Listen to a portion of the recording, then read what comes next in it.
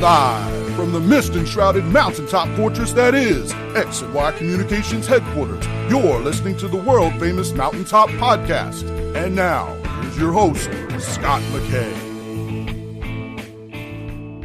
Greetings, gentlemen. Welcome to yet another episode of the world-famous Mountaintop Podcast. Oh, yeah, as usual, my name is Scot McKay. I am your host at Scot McKay on just about every social media platform. If you have not checked out the YouTube channel, well, you must be at least trapped under something extremely heavy and can't get out, or maybe hiding under a rock, because everybody's there, everybody's checking it out. That's because I'm running 2-minute videos that address one of the most frequently asked issues guys have about women and dating and relating to them. And you know what we do? We get rid of all the old wives' tales and the answers that haven't worked, even though people have been repeating them like little parrots for 20 years. And what we do is instead give you the real answer that works. What else would you expect around here? All that's at Scot McKay on YouTube. If you haven't been to the website lately, that is mountaintoppodcast.com. Also, as always, you'll find lots of goodies there for you. Go ahead and check it out. And the thriving Facebook group, also, as always, is the Mountaintop Summit on Facebook. All right, guys, buckle your seatbelts because I got a great guest for you today. I have had this topic on my radar screen probably for 2 years now, and I've been contemplating who the right guest would be to have on to discuss it. Because, you know, we are all about having the right guest to talk about the right topic with the right level of expertise. And something you guys may know about me if you've listened to more than a handful of these shows is that my family is very deeply involved in the sport of BMX racing and has been for years. I don't bore you guys with a whole lot of BMX talk around here unless it's directly relevant to whatever topic we're talking about. But here's something I know about this sport. It is all about addressing the very topic that I told you I've been thinking about a lot lately. That topic is giving back to the younger generation. And see, BMX is largely a kid's sport. That may ruffle some feathers, but even though it is also an Olympic sport, it is also a kid's sport. And that means kids as young as 3 years old are coming to BMX tracks racing, and they race basically until they discover cars and girls at age 16. Some guys stick around longer than that because it's fun and it's competitive. But if there was ever a sport that gave kids grit, determination, and helped parents raise them to be solid men and women who have confidence and character, this sport is it. So what I did was I went to one of the most well-traveled Facebook groups in this sport. It's got tens of thousands of members, and it's also known for being particularly blunt and sometimes a little rough around the edges. So these people will tell me what they think. And I said, hey, who in this sport gives more back to the younger generation than anybody else? Got lots of great answers, but one name that came up time and time again, more so, or at least as much so as any other, happens to be that of my guest today. His name is Nic Long. He's from California, although he goes all over the country. And Nic is currently the team manager for Haro Bikes, which is a huge brand in the bicycling world. I'm sure you probably have heard of it if you get around on two wheels and pedals at all. So, Nic, man, welcome to the show. Thanks for having me, Scott. Happy to be here. Yeah, man, after that lengthy introduction, which I felt was kind of warranted because of how closely related you are to the topic, I do want to let this audience know that you have a considerable amount of notoriety worldwide because you're a two-time Olympian for Team USA. So you've actually been to the Olympic Games twice, riding around a little kid's bike. Nice, right? Yeah. So exactly like you said it. I made a career out of riding little kids' bikes, which eventually took me to 2 Olympic Games, both 2012 in London and 2016 in Rio. I had a pretty mediocre amateur career as a young rider, but I figured it out and worked really hard. No, wait a second. Hold on a second. I remember hearing your name in the amateur ranks. It wasn't until later. So I was pretty mediocre up until about 14, 15, 16. Like I would get some small national wins, but small national wins. Okay. Yeah, but I wasn't like a big, I wasn't winning consistently. Not till I was about 16, 17 years old. And then that's when I really started taking it serious. And it was, either get a job or, try to make BMX my career. And that was what ended up going, the path I went down. Yeah, as a young teenager, up until and through your adult life, you're 33 now and racing vet pro, but mostly. giving back at this point. Man, you were pretty much fire out there. Yeah, I mean, I guess I flipped a switch a bit in my later teens.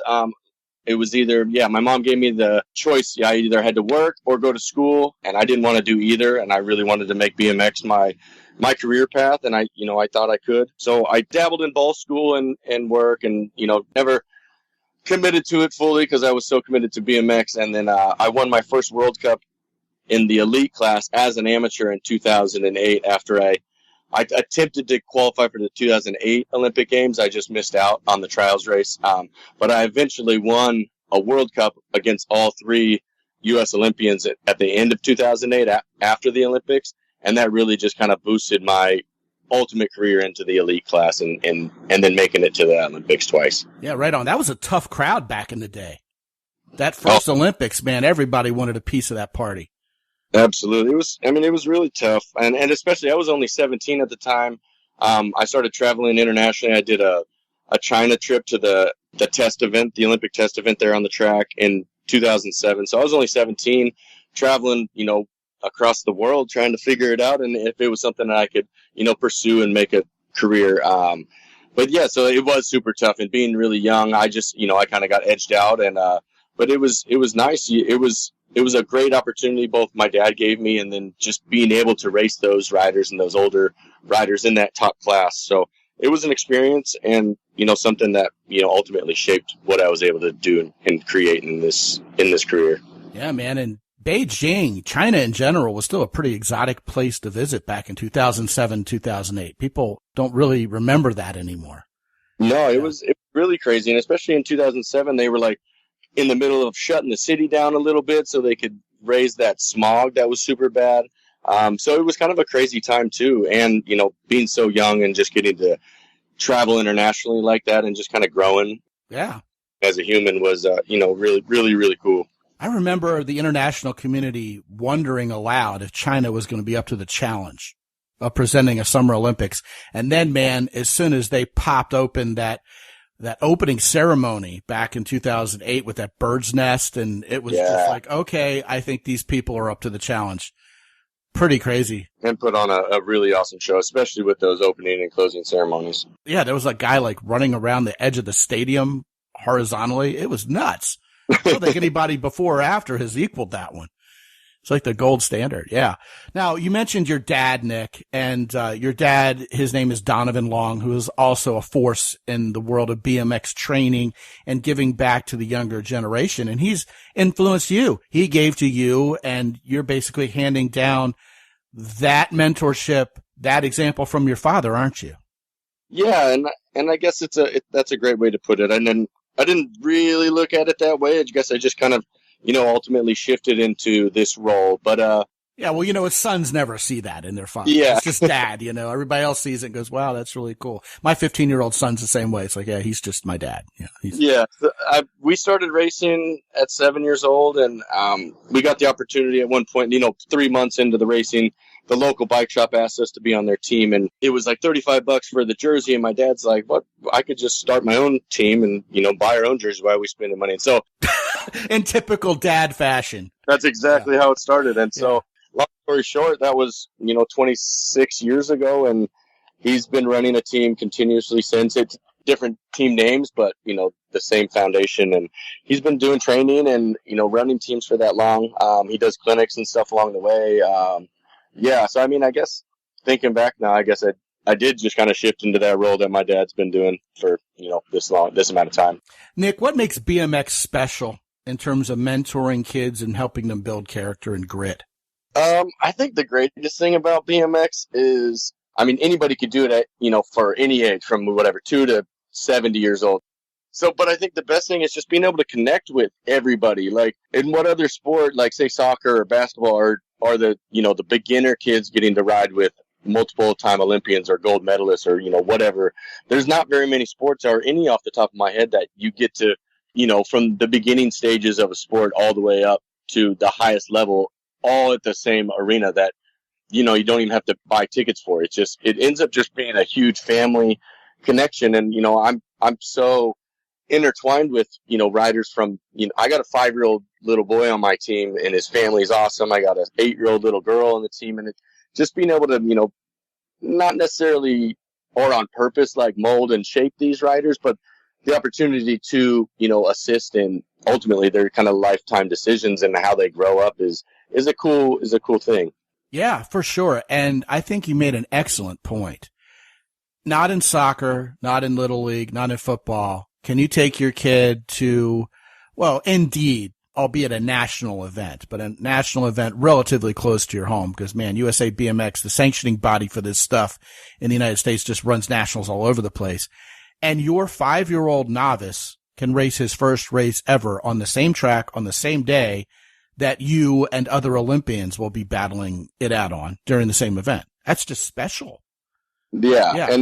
And we're just, in under 10 by 10 canopies, just hanging out in the parking lot in the pits, just like all the other riders. We don't have VIP, nothing like that. And I'm not talking trash on that. It's just we're grounded and on the same level as all, the riders from when they start to ultimately when they finish. And I think that's the greatest thing about the sport is how intertwined you can be if you choose to be.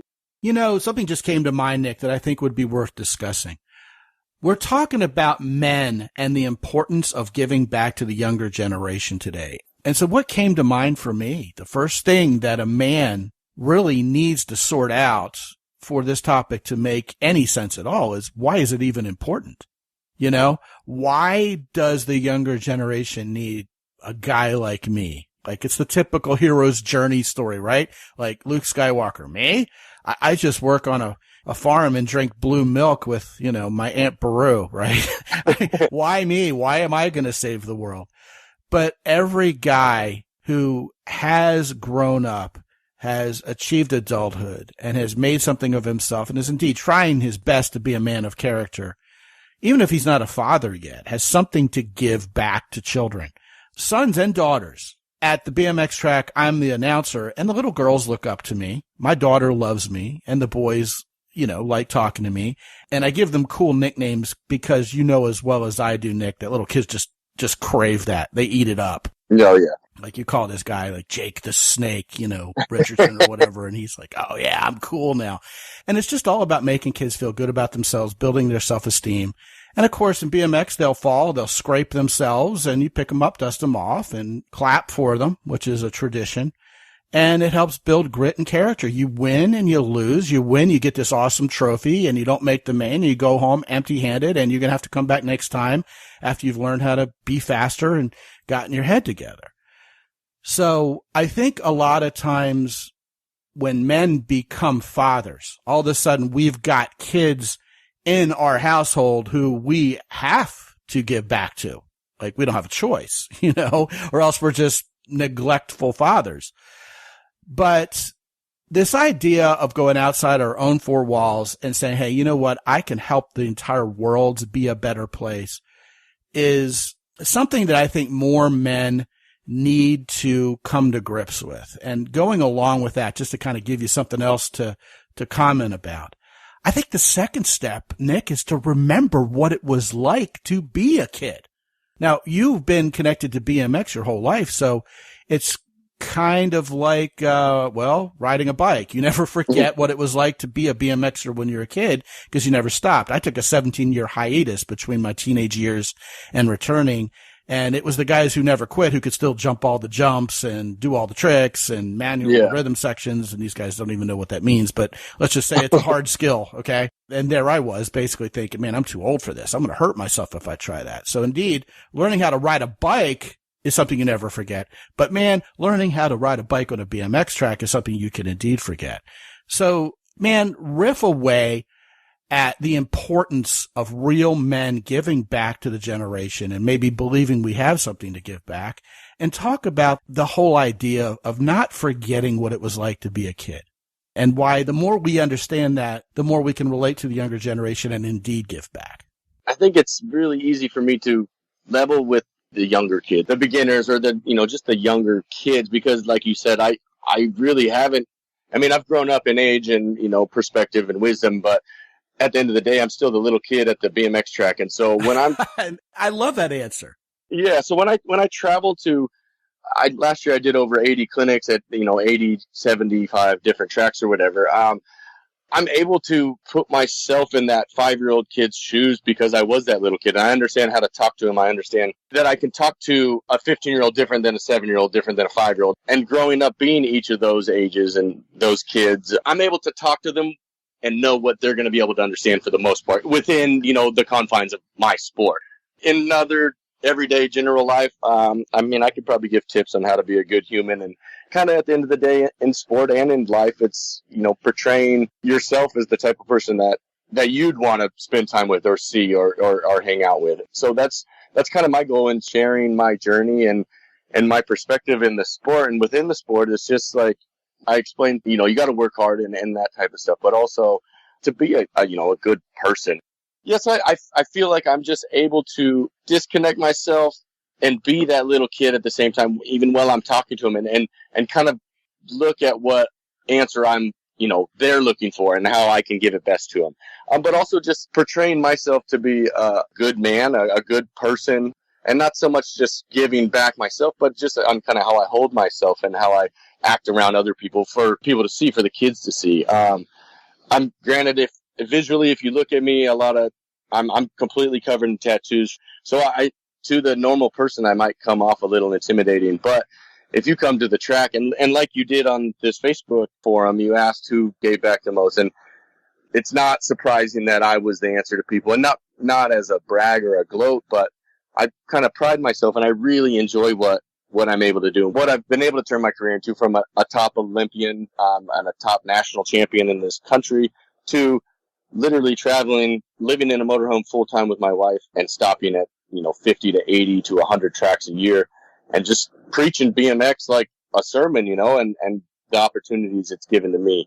I didn't come from a poor family or anything, but we definitely went bankrupt twice racing this sport. And I couldn't be more thankful for the opportunities that my parents gave me, my mom and dad, and then to continue on doing this with everybody else in the sport and sharing those stories and opportunities, and hopefully being I didn't want to be a role model or an idol. I didn't act like that my entire career. I was out partying and having a good time and being the loud guy at the track, but I knew what I needed to turn into and how to, just grow up ultimately. Isn't that fantastic? I love every bit of what you just said, and in unexpected ways. I love it. There's a meta level theme here that your dad set the example for you, not only to be a good man, and you are. And I know of you. I've met you in person. You and I are best buddies. We haven't had a beer together yet. Yeah. But I'm a very good judge of character, and I know about you. And just watching you interact with the kids at my track, the time you did a clinic there, I could see very clearly into all this, that you knew what you were doing and you loved it. What an incredible joy it is to do what you love for a living. I mean, that example to the younger generation in and of itself is massive. You don't have to be a worker bee. You don't have to work for someone else. You don't have to do what they told you to do. You can march to your own drummer as long as you're passionate about it, you have some aptitude towards it, and it makes a living, kind of like a three-legged stool, isn't it? Go for it. And yet, your dad set that example and you're following it, and now you're handing it down. It's generational, just like the circle of life itself.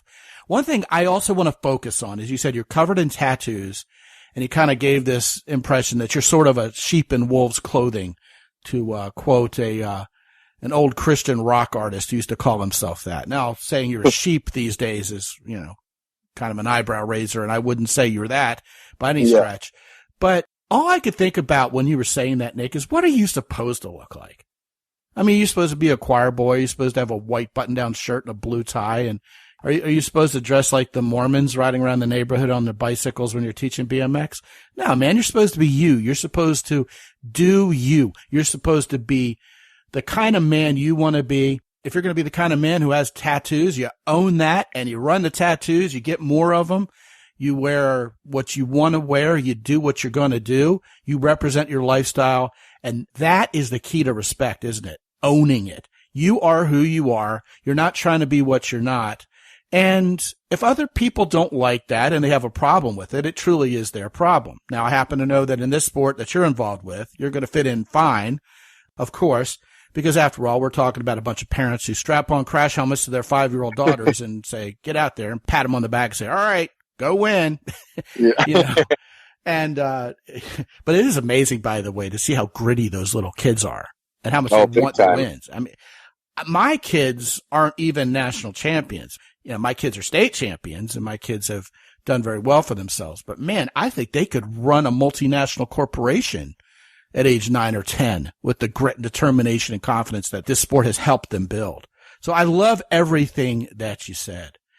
So for the next question, Nic, I'm going to ask you what you would say to these guys who feel like maybe, you know what, I'm just not enough. I mean, I'm just a computer programmer.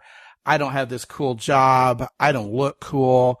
You know, I might need to lose a few lbs. I mean, I'm still working on getting the women to like me, let alone the kids or someone younger. What do I have to offer? How does a guy answer that question? He wants to give back to the younger generation. Where does he start? It's funny that you asked that question because I actually found myself asking myself that at a time in my life, or, you know, not too long ago, honestly, when I was ending my elite career. So I could have retired at the end of 2016 or after Rio in 2016. I was completely content with what I've done in this sport, what I've accomplished. I'm not the most competitive person, but I am a very goal driven person.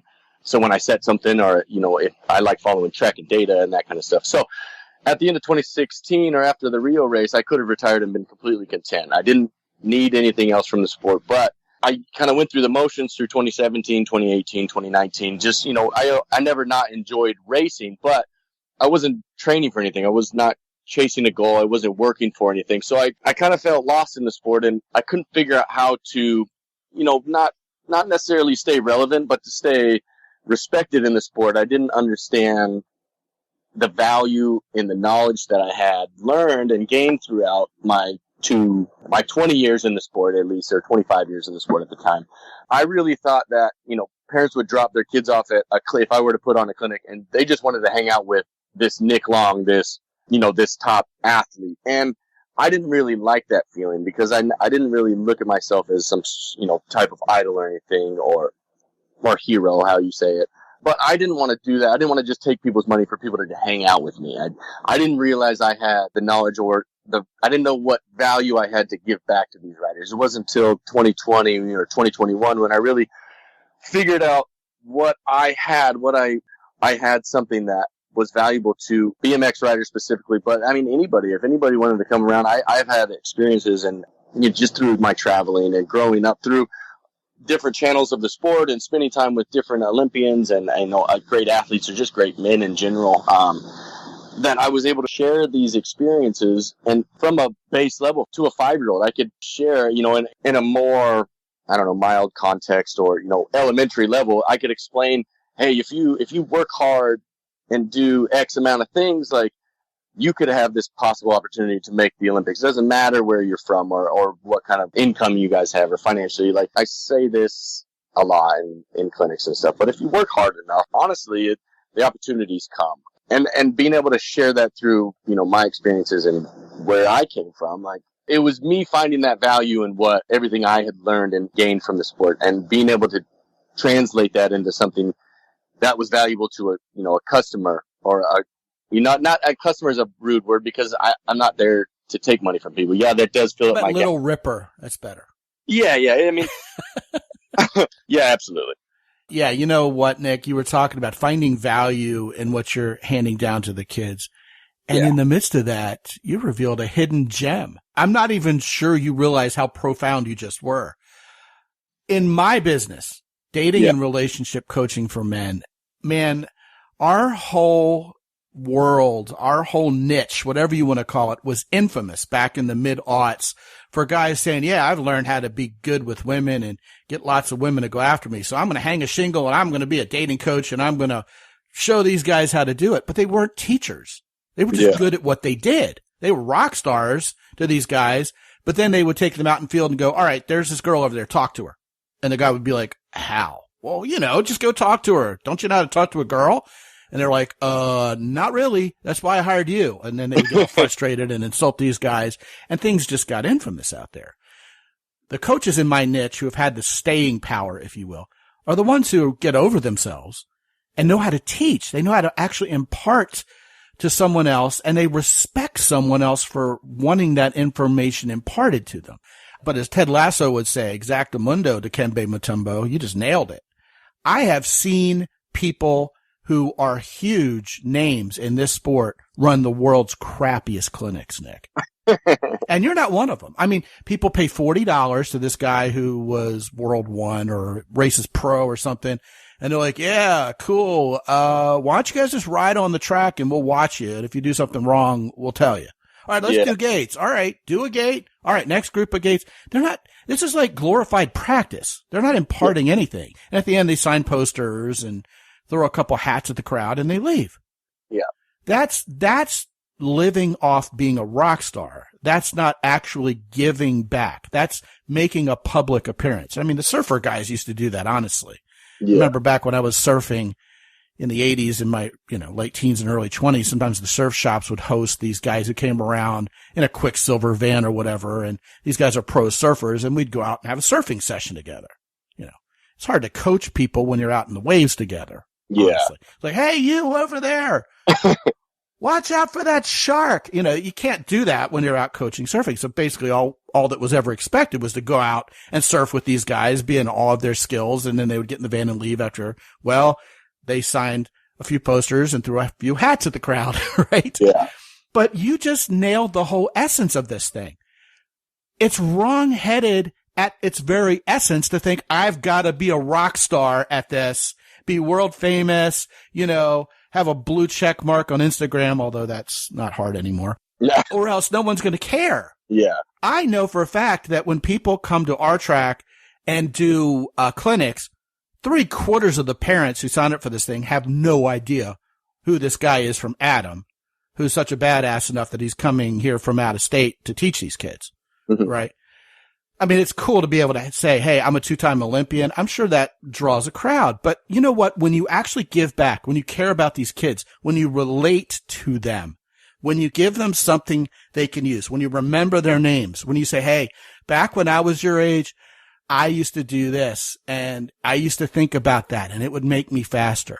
And to your credit and to a few other names in the sport who I could mention, I find it not coincidental or ironic at all either, okay, that the pros who are most respected and who have the staying power in this sport over the years, who are the ones who are champions as pros and as vet pros, are the ones who get it. They get what you're talking about.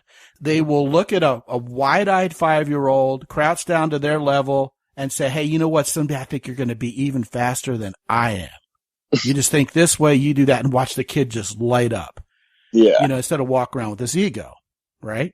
Mm-hmm. The ones with the egos, they disappear. They disappear in this sport, and you know what? They disappear most other places too if you're watching closely enough. Yeah. So I absolutely love what you just said. I think you hit it out of the park. Nowadays in our world, we've become, almost solipsistic. We kind of believe we're the only person in the world and the whole world revolves around us. It's a very selfish world. And sometimes we fall into that trap, Nick, even when we're good, decent people, because it's kind of like, we're following the crowd. We're doing what everybody else does, kind of like lemmings over a cliff. And what we have are a bunch of people who want immediate gratification. They want things their way. They throw a tantrum when they don't get it and have become very compartmentalized in their thought processes and insulated. Stay at home, watch everybody else live life on TV. I call it the suburban sleepwalk, which you know nothing about because you and your wife, like my wife would have me do, are running around in a motorhome all the time. Okay. My wife would do that tomorrow morning in a heartbeat. I'm the stick in the mud who wants to stay here in San Antonio. But there's something deeply satisfying about giving back. And people realize it immediately once they get off their butts and actually go out and do something to give back. You do this on a daily basis. What would you say to guys who need that extra motivation to go out and give back? What do you get out of this? Why is it good for you to be giving back? I honestly couldn't even imagine doing anything else. You could start at a very basic level. You don't even have to have a skill necessarily like I have.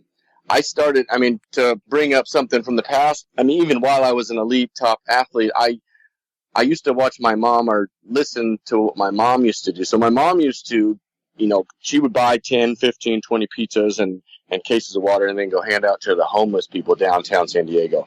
And when I did that with her a couple times, and it was so satisfying to be able to ultimately change somebody's course of their day. Whatever was happening throughout that whole day, they got a hot meal at the end of the day. And that was a really cool experience and a really basic experience, if that's the right way to say it, that anybody could do. And I took that to extreme. So I would do that with my mom. I did that with her a handful of times. And then I ultimately morphed that very basic way of giving, pizzas and waters to homeless people. I ended up doing, I called it like homeless handout parties. I would invite all my friends and family or sponsors over or whatever, and I would hand cook 150, 250 boxes of food, whether it be pasta and garlic bread and stuff like that, plus water and drinks. And I would also get blankets and stuff donated from sponsors, would buy stuff. And we morphed that handing pizza out to this gigantic, we would have 50 friends of mine and being able to hand out on a much bigger scale. And so that was a way that kind of showed me the giving back type, not way of life, I guess, but just understanding that there's more people out there than just you. There's people out there that are struggling, and when you do something like that, it makes you just want to do it more because you feel like you've changed somebody's life in a small sense, but it's a really great feeling. So if you're feeling like you're missing something in life, try giving back. Like it feels, it sounds silly, like it fills your heart, but man, it sure does give you that fulfillment feeling, being able to kind of go to sleep at night thinking you helped somebody. And that was a story about how it not how it started, but just a good story of me giving back, ultimately turning into how I viewed my BMX career and how I could change these young riders' lives, because I was in those shoes and I looked up to riders. I looked up to some of the dads out there. So it's an easy thing to get into. It's just about, taking that step. It sounds silly, but yeah, get off the couch, get off your phone, get off your game and shoot. Not saying you got to give money to people, but man, go give an apple to somebody who's, looking hungry. Yeah, man, for sure. Among the points you just made, two of them stuck out really prominently for me. The first one was you discovered that giving back felt good long before you actually applied it to the sport you're passionate about and that you're best at. So that's almost like a bonus. And I have to tell you, it's the same thing for me. I got particularly good at my craft, but it's not just me saying, hey, I get to do what I love and brag about it and get lots of adoration for it. I love helping to empower other men and indeed other women too, to enjoy success in their own right, to get better with women, to improve their relationships. It's deeply gratifying because not only do I experience that primal satisfaction, that soul level satisfaction of giving back, but I get to do that in the surrounds of a topic that I love and I'm passionate about. That's fantastic. The other thing that I caught you doing, and I don't want to pick on you, but you're saying, hey, it's kind of something that fills your heart. And I know that sounds silly. And you said that a couple times. Nick, we as men have to realize that it's okay to be human and to feel, even though we're male and masculine. It's not anti-masculine to feel something and have your heart be filled by this. And in fact, women love men who can still provide and protect, have a plan, make a decision, be wise, be courageous, and still feel something. So listen, man, I have no problem with you having your heart filled by this if you don't. And I think that is a huge lesson for guys listening to this. And I think it's a great place for us to, put an exclamation point on what's been a wonderful conversation. Anything to add to that? I don't think so. I think I got across everything I wanted to talk about, and it was awesome listening and chatting with you about it. Yeah, man. Mic drop. Boom. All right, Mr. Nic Long, you are the team manager for Haro Bikes. You're a two-time Olympian for Team USA. You're being kind of quasi-humble about this, but you won all sorts of championships, I remember. And you are indeed giving back to the younger generation. And for the record, your clinics are among the most popular in the country. And I believe it's for the reasons I just mentioned. You are a rock star and you actually know what you're doing and know how to impart it, which is important. I also want to say to these guys before we close, we talked about what skills you might have. We talked about computer coding, construction, painting. You know what, gentlemen? Whatever it is you know how to do, there are kids out there who need to know how to learn it. Man, if you're thinking, oh, I'm just a computer coder, what do I have to give back to kids? Oh, my friend, let me introduce you to a stadium full of young 12-year-old kids who would love to know what you know so they can get on it themselves. You have plenty to give. And I think that these guys, Nic, will be incredibly empowered by this conversation, more than you probably guess. I think this has been fantastic. Gentlemen, go to mountaintoppodcast.com/Nic, N-I-C, and you will be magically teleported to Nic's Instagram page. And take a look at some of the things he has to say, some of his videos. You're going to be pretty impressed by this guy's talent. He's good at what he does. And if you think this sport is easy or, you know, kind of not a sport at all, wait until you see what these athletes are capable of. And look at Nic interacting with those kids and just be inspired. MountainTopPodcast.com/Nic. Also, in the show notes page, I'll give you a link to USABMX.com, 6 letters.com, USABMX.com. If this has finally inspired you guys who are longtime listeners to this show, or maybe just tuning in for the first time and you got lucky, I don't know. If you have a son or a daughter, man, there are more little girls in this sport than ever before. Nic, I think it's 200% increase in the last decade. Little girls, man, it's awesome. This will turn your little girl into the coolest little chick ever, okay? If you have a son 3 years old up to teenage years, or maybe you'd like to try your hand at this. There's a dad's class. I promise it's competitive. It's a lot of fun. They'll start off as novices. You're not going to be pitted against the likes of Nic Long first time you go out there racing. It's a great sport. It's been called the greatest youth sport in America. I'm a biased opinion, but it has changed the lives of me and my kids. If you guys would like to try that, the first place to go is USABMX.com. Man, the grassroots level is where this sport thrives. You probably have a track near you if you live in any decent-sized metro area at all, and plenty of the smaller ones even. Just go to USABMX.com and click on Find a Track and see one near you, and go check it out. Take a kid with you. See if their eyes light up like mine did. And, man, what a great show. This whole idea of men giving back to the younger generation. I can punctuate the whole conversation, Nic, by saying, if not us, then who?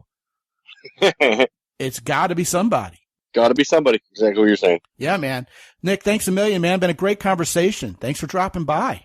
Thank you for having me on. And if I could follow up with what you were kind of just saying, I mean, everybody listening on here, I'll tell you what, BMX is not only the greatest kids sport, it's the greatest family sport. There's everything about it. Everybody's connected. Everybody gets to spend time with each other. You can literally camp at the tracks, and the dads can get out there and race with their kids and understand, you know, instead of just yelling at them, you get out there and learn and figure it out too. And if anybody has questions, like you said, follow that link, and you're happy to answer questions. I'm here for everybody in the sport.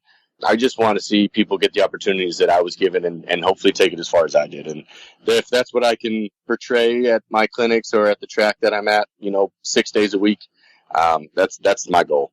100%, man. I appreciate, acknowledging me and what I'm doing out here. And I hope to, just inspire the next group. Love it, man. Thank you. It's been a great show, and 100% on everything you just said. Gentlemen, if you have not been to mountaintoppodcast.com lately, check out the master classes. We do a new one every month that focuses on a particular area of excellence with women and being a good man in general. Thank you to our sponsors, Jocko Willink's company, Origin in Maine, the best supplements, best boots, best jeans ever. If you're into Brazilian Jiu-Jitsu, if you're into hunting, fishing, man, we got to get Jocko to do some BMX stuff, man. Wouldn't that be great? The Origin and Maine BMX kit would just be epic. I wonder if I could get those guys in on that. Yeah. Tell me to send me a message. We'll chat. All right. I'll send them to you, Nic. You can straighten them out. But Origin and Maine, everything is made in the USA by Americans, and, man, good quality stuff. I joke all the time that I think my Origin jeans are going to outlive me. That's probably true. Although my son has a pair, and he's 15 years old, and he's doing a good number on them. He's putting them to the test, Nic. Also, the keyport.com, the coolest everyday carry devices you've ever seen. Man, the gadgets they can pack into something that loosely resembles a Swiss Army knife is amazing. You need to check out the guys at Keyport, and don't forget to personalize it with your own faceplate. HeroSoap.com, the best bath gel you'll ever use, especially if it's in the company of a beautiful woman and you're using it on each other. That's one of life's simple pleasures, gentlemen. Hey, no giggling over there. And of all the different varieties that the actual Hero Soap comes in itself, I love Cool because it just makes me feel like my face feels after I've shaved with menthol shaving cream. Getting out of the shower, I just feel, fresh is not the right word, okay? I just feel incredibly renewed after using their Cool soap. It's great. It's just called Cool. All of those sponsors, if you partake of any of their fine goods, please use the coupon code MOUNTAIN10 to get an additional 10% off. And guys, listen, if you've been inspired by this show, if you want to be the kind of man who gives back to the younger generation, I'm going to give you a secret that we've kind of hidden under wraps until right this very minute in this show. Women, this is like catnip to women. If you're a mentor and you give back, this is providing, this is protecting, this is having a plan, this is being a decision maker and an example of the highest order. You want to attract women, you be this guy. If you want to talk about that for 25 minutes and get on that path to getting better with women, whatever it takes, please click on that button at the upper right-hand corner of the website at mountaintoppodcast.com. Like your life depends on it, and let's talk. It won't cost you a dime for that initial consultation. All of that and more is indeed there for you at mountaintoppodcast.com. And until I talk to you again real soon, this is Scot McKay from X&Y Communications in San Antonio, Texas. Be good out there.